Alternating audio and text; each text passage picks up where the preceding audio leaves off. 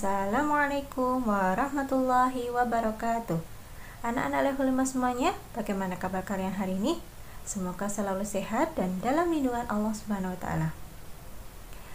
Bertemu kembali hari ini dengan Ustazah Dia Astari. Kita akan belajar mata pelajaran ilmu pengetahuan alam.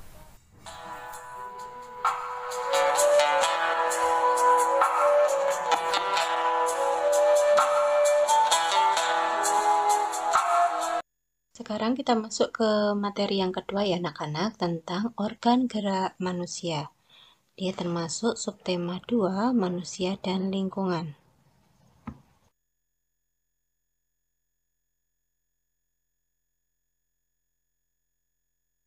Yang berhubungan dengan materi kita hari ini ya, adalah surat Al-Mu'minun ayat 14.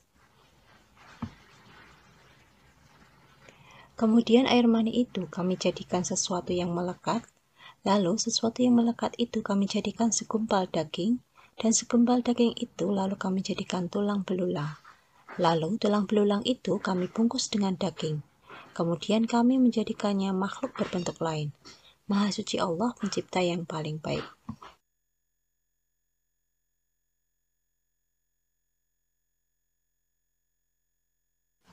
Organ gerak manusia terdiri dari 3, yaitu organ gerak pasif, yaitu rangka dan sendi, kemudian organ gerak aktif, yaitu otot. Disebut organ gerak aktif karena otot menggerakkan rangka dan sendi saat kita beraktivitas.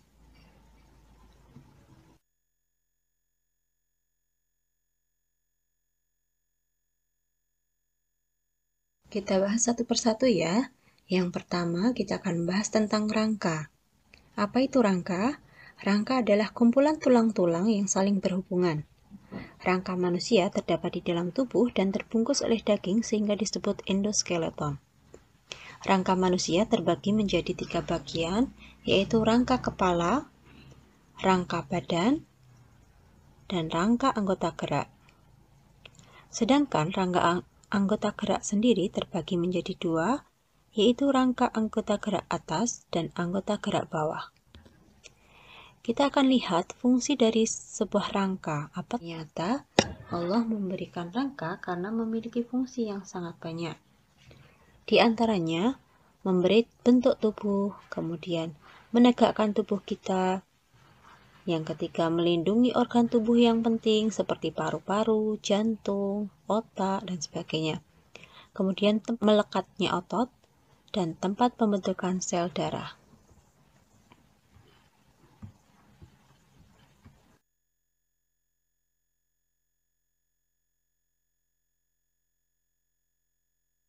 Kita akan bahas anggota gerak atas. Anggota gerak atas dari manusia adalah tangan. Tulang-tulang penyusun rangka anggota gerak atas bagian berbentuk pipa dan berruas-ruas. Anggota gerak atas tersusun dari tulang lengan atas, kemudian tulang hasta yang ini ya lebih kecil ukurannya, dan tulang pengumpil. Tulang pengumpil untuk membedakan dengan tulang hasta, tulang pengumpil itu berhubungan dengan ibu jari kita, jadi urut dengan ibu jari kita. Kalau dia urut dengan ibu jari, berarti dia tulang pengumpil. Dan sebelahnya adalah tulang hasta. Yang selanjutnya adalah tulang pergelangan tangan. Selanjutnya, tulang telapak tangan dan tulang jari tangan.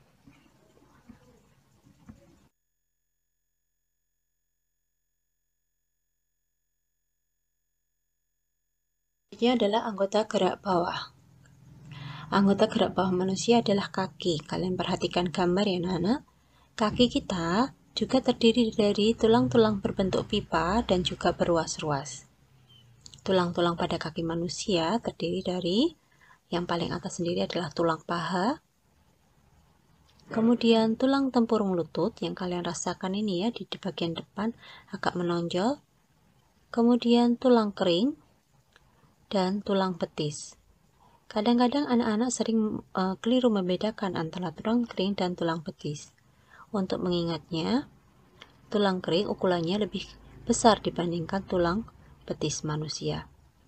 Selanjutnya adalah tulang pergelangan kaki, tulang telapak kaki, dan tulang jari kaki.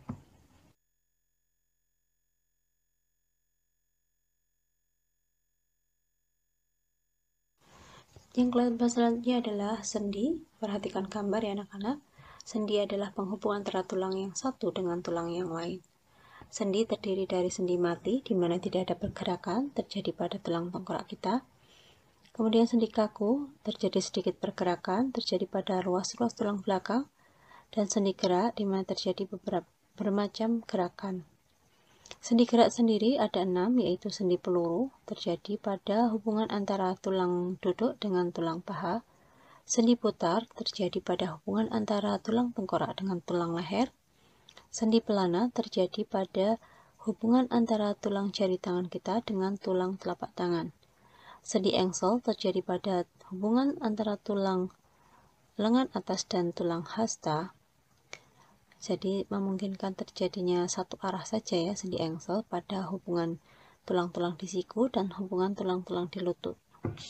Sendi luncur terjadi pada hubungan tulang-tulang telapak tangan dan sendi geser terjadi pada hubungan tulang-tulang telapak kaki.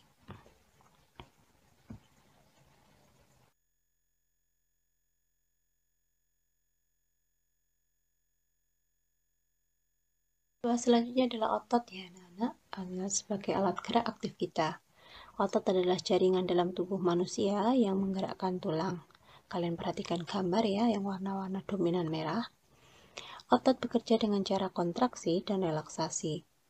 Sedangkan otot berfungsi untuk 1. Melaksanakan kerja, 2. Menggerakkan jantung, 3. Mengalirkan darah.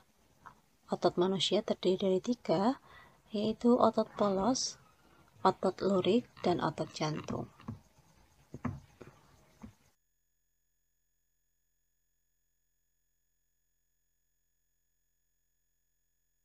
Kita akan membahas macam-macam otot manusia. Yang pertama, otot polos. Kalian perhatikan gambar. Ciri-cirinya bekerja tanpa kesadaran kita atau dipengaruhi syaraf tak sadar atau otonom. Kemudian berbentuk gelendong, di mana kedua ujungnya runcing dan mempunyai satu inti sel. Yang selanjutnya terletak pada organ dalam seperti usus dan saluran peredaran darah. Kalian perhatikan gambar ya, ini adalah saluran pencernaan. Selanjutnya pergerakan lambat dan mudah lelah.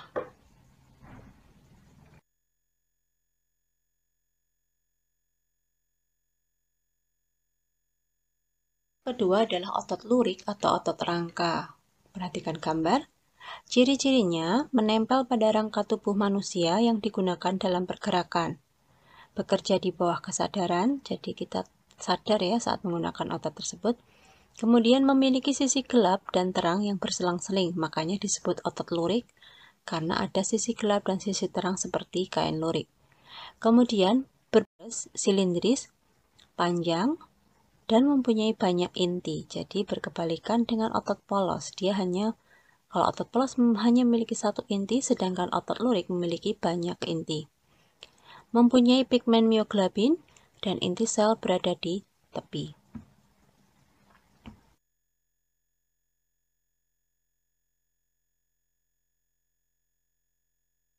Otot manusia yang ketiga yaitu otot jantung.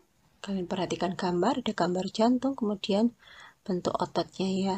Ciri-cirinya bekerja terus-menerus tanpa istirahat. Kalau istirahat berarti ada gangguan pada jantung kita. Kemudian bekerja tanpa kesadaran manusia. Berbentuk silindris dan bercabang. Memiliki satu inti sel di tengah. Ciri-ciri otot jantung di sini seperti kombinasi dari otot polos dan otot lurik ya anak-anak. Kalau inti selnya sama dengan otot polos, sedangkan bentuknya silindris seperti otot lurik, meskipun berbeda pada percabangan.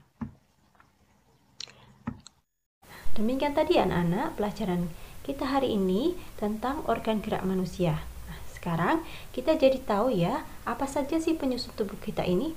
Masya Allah ya, betapa sempurnanya Allah membentuk tubuh kita ini dengan begitu detailnya. Nah, insya Allah kita akan bertemu kembali minggu depan. Kita tutup pelajaran hari ini dengan bacaan hamdalah. Alhamdulillahirrabbilalamin. Wassalamualaikum warahmatullahi wabarakatuh.